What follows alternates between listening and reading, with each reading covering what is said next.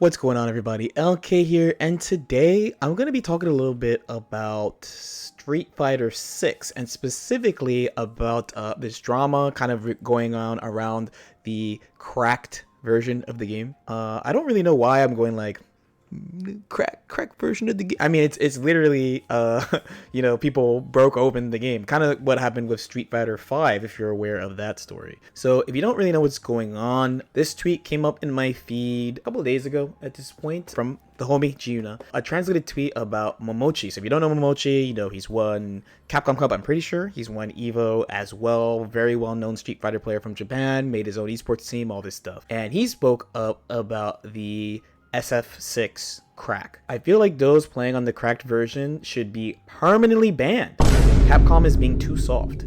There are certain overseas players who have even shown the crack on stream or tweeted it out. So you might be like, okay, this is a little bit out of your lane, you know what I'm saying? Like, of course it's happened in Street Fighter 5 as well, but like, you're an anime player. Like, why do you care about what's going on with the crack? But it's because of what other people are saying about the crack that really kind of got me paying attention to this discussion in the first place. So a really common take that I've been seeing has been, remember back in the day where it was just really hard to get games? Remember, like, people have to import Japanese games, it costs a lot of money just to keep up, right? That's like the one side. The other side is, of course, that like, you're pirating the game.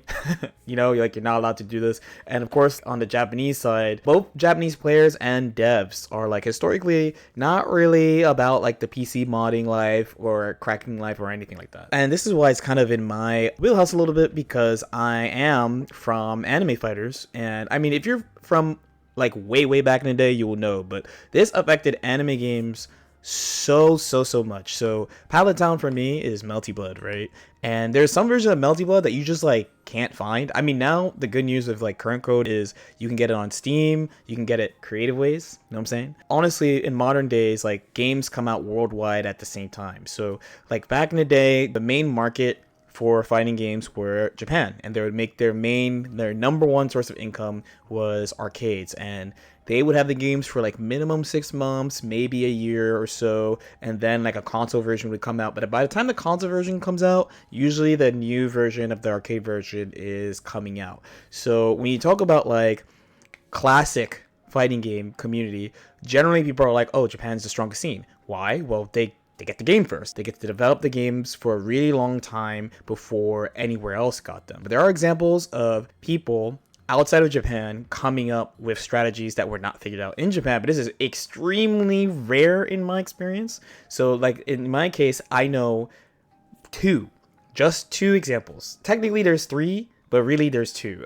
Super Kawaii Desu, shout out to my boy Izuyoi, and Banana Can, shout out Labris. The third one, I want to give myself a little props, but it's with a DLC character, you know? I think it's a little bit different than like, oh, this character's in arcades, everyone's grinding in the arcade, and then like somehow somebody figured out something not in the arcade, totally separate from like Japanese players. So like this is a kind of a classic argument, right? They're like, well, why is it fair that Japan's allowed to have these games for like 6 months to a year, and we have to sit there and wait and then get clapped in international play and have everyone be like, oh, Japan's better. But then when the US or wherever, honestly, I guess everywhere, because the crack is available for whoever is willing to explore that kind of area of gaming, right? Or the internet, or whatever you want to call it. And I think it's just really the main difference is like the crack is not like an official release. I personally think it's not a great idea to grind the crack. I certainly, especially like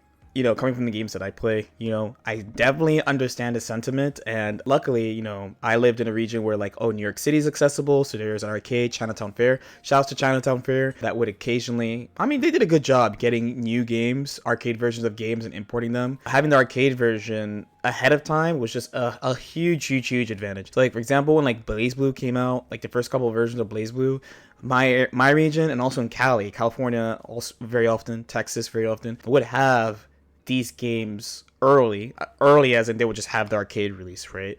And once the game came out fully, it was just a huge advantage. Like no one could really hang. This stuff started like slowing down a little bit once you get to like Persona days and stuff like that. But here's why I think it's pretty dumb to try to grind the crack. So one, you don't know if Capcom is actually going to do something about it. We don't know. So if you're like really about this, oh, I'm gonna try to win a mill playing Street Fighter 6, I think at the very least you shouldn't let people know that you're playing the crack. You should really not let people know. If it was me, for example, again, I'm not planning on competing in Street Fighter 6, but if it was me, maybe if I was like, oh, I'm gonna grind the crack, right? I would grind whatever character in the crack, learn the system, and then make sure to pick a new character when the game comes out.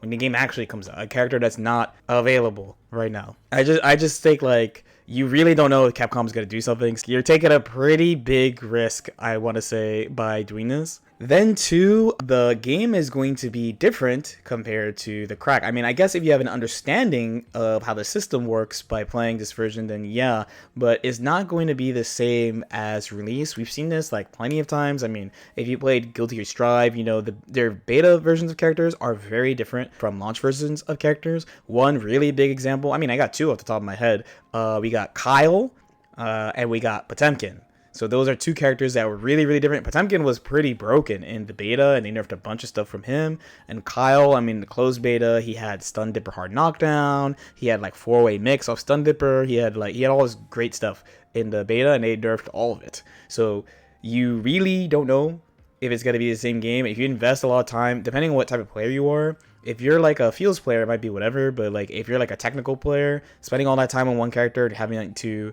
restart or having all this stuff you broke down be different is a little demotivating, I would say. And then finally, again, I think the argument is just not good.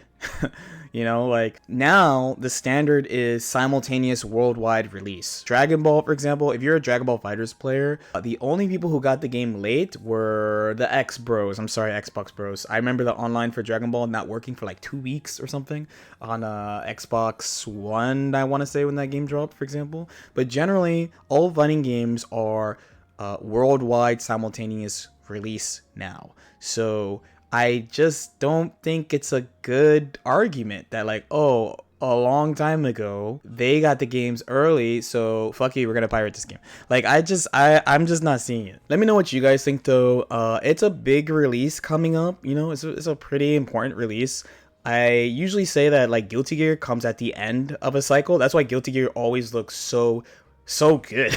Frankly, it's just like at the end of a cycle, like they get to watch everybody's mistakes and then they make a game, right? So Strive, Exert, all the same. So Street Fighter, I would say, leads. So Street Fighter 6 is a new era of fighting games. They're doing a ton of stuff. I mean, the main things outside of the game itself, I know a lot of people say the game looks really good, but to be honest, when Street Fighter 5 was dropping season 1, people were like, this one might be the future. I don't know. Okay, but single player wise, especially single player content and how much there is to do for people who don't want to just sit there and grind matches. Fighting games are mostly a versus endeavor, right? But having some single player stuff is great. It's a really big difference. If you're an NRS player, you're pretty familiar with this because I feel like NRS games have been doing this for a long time really well. And a couple of anime games have done a good job. BlazBlue, full story mode, full combo trials, full arcade mode, you know, all that stuff. Guilty Gear, Grand Blue, full story mode, co-op, you know, challenges that go with the cell phone game. So like, you know, it's been simmering, but there's a lot of good plays happening with Street Fighter 6. So as usual, again, if you have any questions or comments, definitely feel free to leave them in the comment section below. Like and subscribe if you guys feel like it. Again, we got the Patreon up. Shoutouts to all of y'all putting in those viewer request videos. And I'll see y'all next time. Peace out.